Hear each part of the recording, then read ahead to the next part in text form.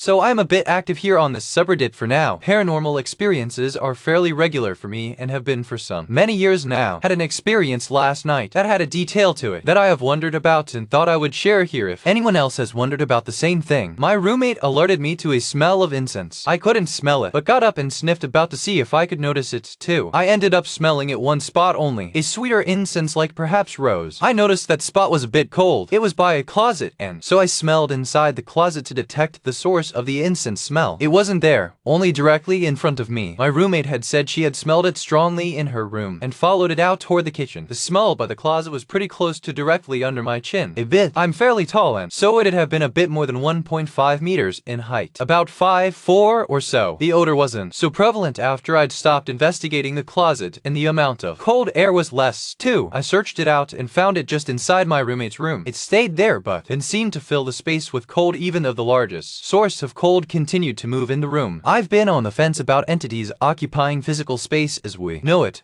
wondering if perhaps they're more interdimensional and we only perceive details from beyond, but not their actual form or location. I don't always or even typically experience the cold air with a spirit, only sometimes, so perhaps entities that are accompanied by the cold light that are different. Still, sharing this here as whatever the entity was had a specific height to it and moved about in physical space. I don't hold on to the idea that whatever is in my mind is necessarily true, but I did pick up on the notion that the entity was female, with light complexion and light brown hair, straight to wavy and about shoulder length, wearing a type of blue gown. My roommate had the same impressions, was somewhat unique as far as my experiences go, and thought I would share with you. I'm adding it to a type of inventory of my impressions. I'm not a paranormal investigator and expect I wouldn't be able to prove anything, and so am not especially interested in putting forth the effort, but I do take note of details to help evaluate the next experience as they arrive.